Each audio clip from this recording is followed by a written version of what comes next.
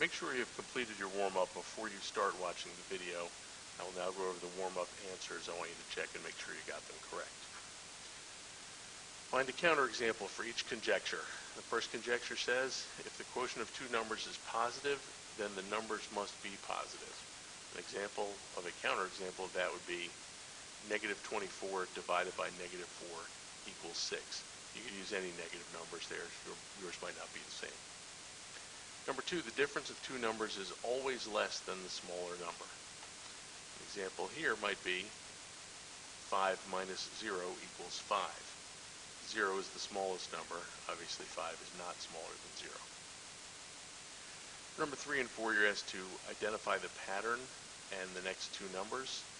First pattern starts with the numbers 3, 16, 19, 22. Hopefully you can see that we are adding 3 each time, which would make the next two numbers 25 and 28. The next pattern is a little more difficult to recognize. We've got negative 2, 8, negative 32, 128. Put through some calculating. Hopefully you saw that we are multiplying the previous number by negative 4, which would give you the next two terms of negative 512 and 2048. At this point, we'll start with the notes. Today we're going to define and identify the converse, inverse, contrapositive, and biconditional statements. You're going to understand deductive reasoning and the laws of logic. And by the end of class, by the end of these notes, you'll be able to write a converse, inverse, contrapositive, and biconditional statement and apply the laws of logic to real-world situations. A conditional statement is a logical argument that has two parts, a hypothesis and a conclusion. In the statement, if the weather is rainy, then there are clouds in the sky. The hypothesis would be the weather is rainy. The conclusion is there are clouds in the sky. Example number 1, rewrite the conditional statement in if-then form. Here's the statement, all birds have feathers. That could be rewritten as, if an animal is a bird, then it has feathers. Note the color coding. The hypothesis is in red, the conclusion is in green. Next statement, two angles are supplementary if they are a linear pair. Here, since the if is given to us, that is always going to be our hypothesis. So if two angles are a linear pair, then they are supplementary. Notice I replaced the they with two angles because if you say if they are a linear pair, we're not going to know what they means. So make sure you take care of those situations. The negation of a statement is the opposite of the original statement. By negation, we always think negative, but it just means opposite. Here are two examples. Number 1 says the ball is red. The negation of that would be the ball is not red. Statement number 2 says the cat is not black. So the opposite of that statement would be the cat is black. So negation is not always going to have a not in it.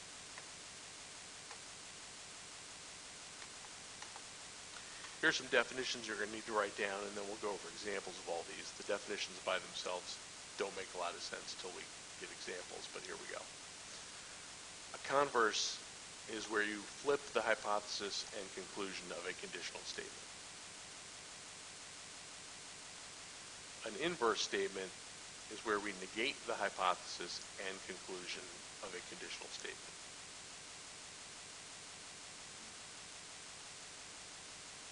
The contrapositive is where we're going to flip and negate the hypothesis and conclusion of a conditional statement.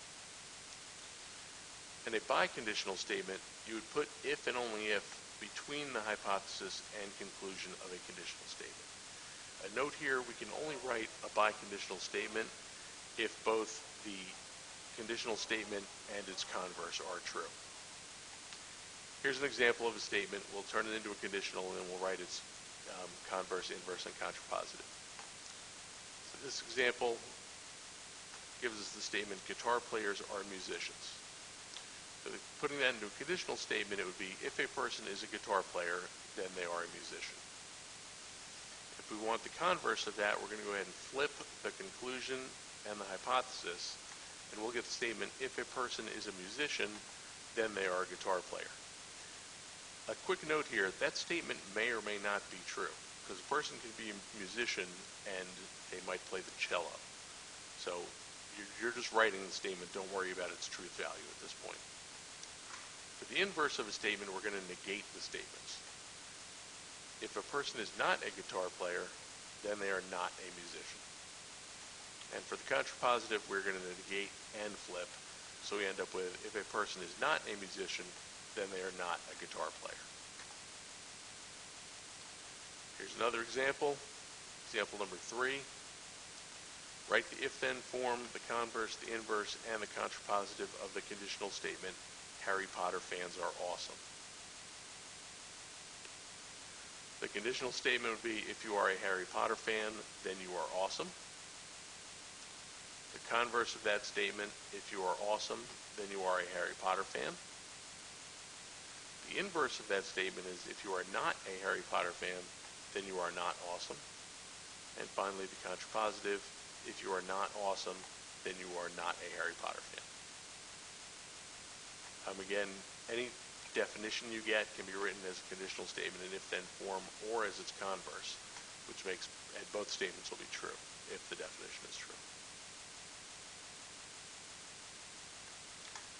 We're going to talk really quickly about perpendicular lines. We have a whole chapter on them, but this is just a definition to give you an example of a biconditional statement. So definition of perpendicular lines, if two lines intersect to form a right angle, then they are perpendicular. Here's an example. The converse of that statement is, if two lines are perpendicular, then they intersect to form a right angle. So what you're asked to do is write the definition of perpendicular lines as a biconditional statement. So you'll go back to your original conditional statement, you drop the if and the then, you'll write out the hypothesis, then you'll write if and only if, then the conclusion. So you'll have two lines intersect to form a right angle, if and only if they are perpendicular.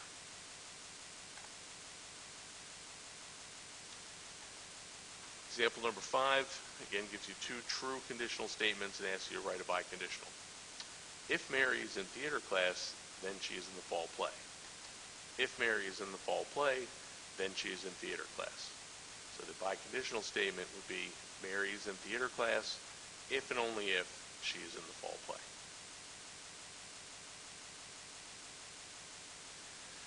Next, we're going to talk about applying deductive reasoning. Deductive reasoning uses facts, definitions, accepted properties, and the laws of logic to form a logical argument. Those of you that are fans of Sherlock Holmes may be familiar with deductive reasoning.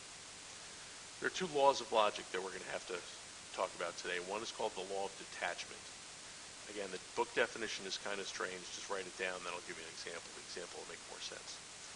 Law of detachment tells us if the hypothesis of a true conditional statement is true, then the conclusion is also true. So if I give you the statement, if today is Monday, then Susie will eat a banana for breakfast, and tell you that is a true statement, and then tell you that today is Monday, the conclusion, therefore, Susie has a banana for breakfast. So if the conditional statement is true and the hypothesis is true, the conclusion has to be true. Another law is the law of syllogism. Syllogism says, if the statement if P then Q is true, and the statement if Q then R is true, then the statement if P then R is true. Again, I'll give you an example which will help this to make a lot more sense. If Bob has Miss Shuddy for geometry, then he'll work and study hard. If Bob works and studies hard, then he'll get an A for the year. So as we can see here, the he'll work and study hard is the conclusion of the first statement and the hypothesis of the second statement. So those kind of cancel each other out and leave us with, if Bob has Mrs. Shuddy for geometry, then he will get an A for the year.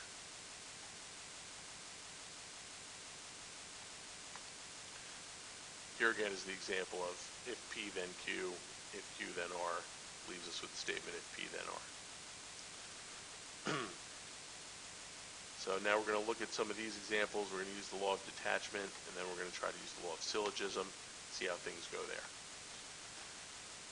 A, if two segments have the same length, then they are congruent. you know that the length of BC is equal to the length of XY. I know we haven't gone over that stuff geometry-wise, but that's what that means. So you can conclude from that that they are congruent, or segment BC is congruent to segment XY. The next statement tells us Becky goes to the movies every Friday and Saturday night, and today is Friday. First, we're going to turn this statement into a conditional statement. That conditional statement would be, if a night is Friday or Saturday, then Becky goes to the movies. It then tells us today is Friday. So the conclusion we can make is that Becky will go to the movies.